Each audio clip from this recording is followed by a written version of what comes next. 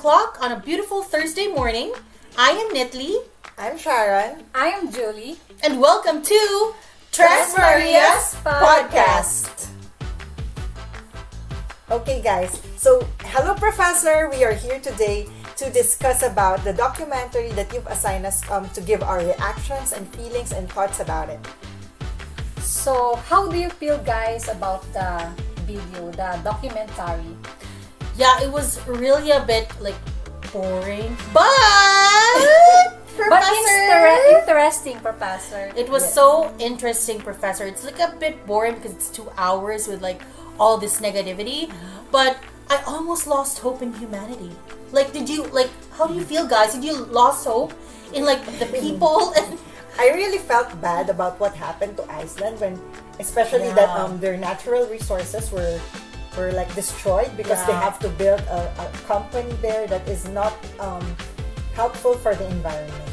Yeah, they actually allowed a multinational corporation, I think it was Alco, and it exploited their geothermal stuff, and chaos began. And I feel sad about the bankers there because there's a different code of conduct. So the bankers there have different value judgment and their egoistic or selfish nature. Yeah. Yes, the practices were really alarming because they conducted unethical practices where financial institutions prioritized over ethical considerations, and this really has ethical implications to ordinary people. Yeah, and speaking of people, there were a lot of stakeholders affected, right, Julie? Yeah, I totally agree with you. Not only the people, including the environment, the economics, and there was a triple bottom line disaster. Yes, I remember. I can relate to an incident that happened to the Philippines where RCBC, what's the name? RCBC. Name of the bank? Rizal Commercial Banking Corporation. Corporations. Yeah, where they committed fraud and then they started laundering money. It's a similar incident that what happened there. Yeah, I can recall that because I was with the Bank of the Philippine Islands. We used to be the central bank, and actually RCBC aided the laundering of the Central Bank of Bangladesh. It was $80 million. Oh my goodness, that was a lot. It's an inside job too, same as the documentary in which the bankers were in it. They were actually the ones making it happen. My goodness. Oh yeah, in fact, in the documentary, there's 1,000 of executives went to jail for looting their companies. Yeah, looting is so tough. And it's really bad because I recall ordinary people were I remember the term predatory loans, where ordinary people cannot even afford to pay those loans that they got. Yeah, that's why I can relate this to a quote. I like the quote there in the movie, nothing comes without consequence. And that actually, this looting and all this unethical decision making resulted in the global financial crisis in 2008. It was the grand Ponzi scam. Yeah, scam.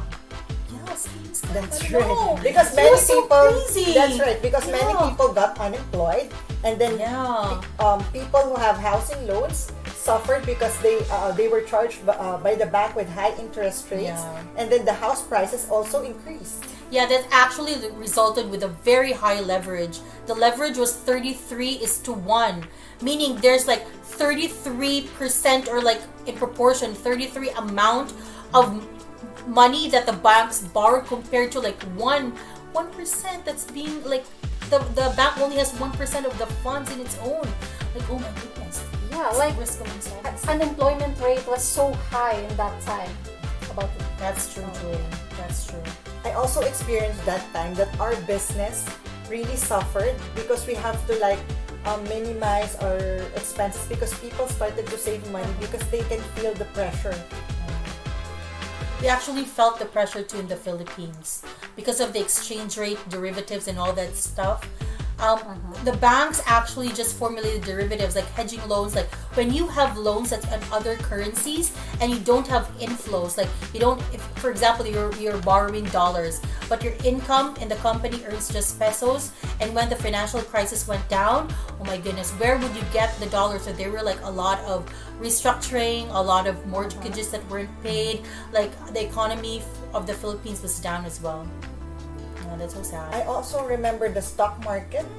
Yeah, New York Stock Exchange. Remember, guys, when the Lehman Brothers had run out of cash, and the entire investment banking industry was sinking fast, the stability of the global financial system was in jeopardize. Yeah, indeed. In fact, the close ties between the prominent economists and the financial industry suggested a conflict of interest. Imagine that. It actually influenced the policy regulations, policy decisions, and it contributed significantly to the crisis.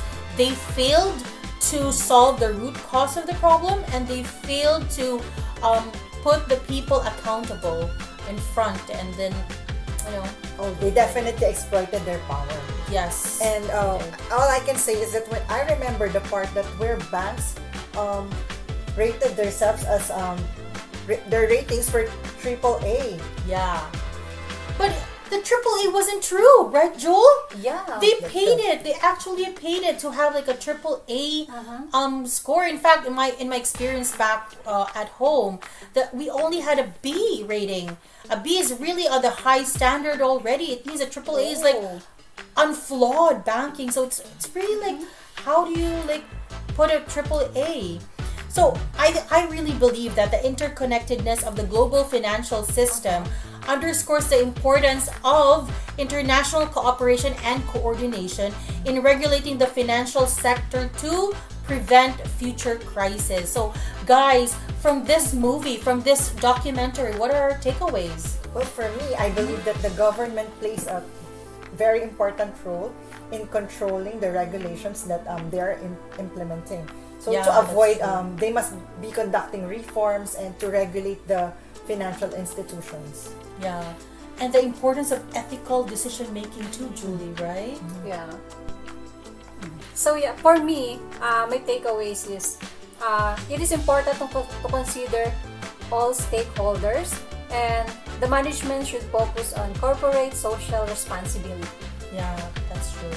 I agree with you. So, Professor, thank you so much for your time. This ends our video presentation. Yeah, it was a very wonderful discussion. Muchas gracias.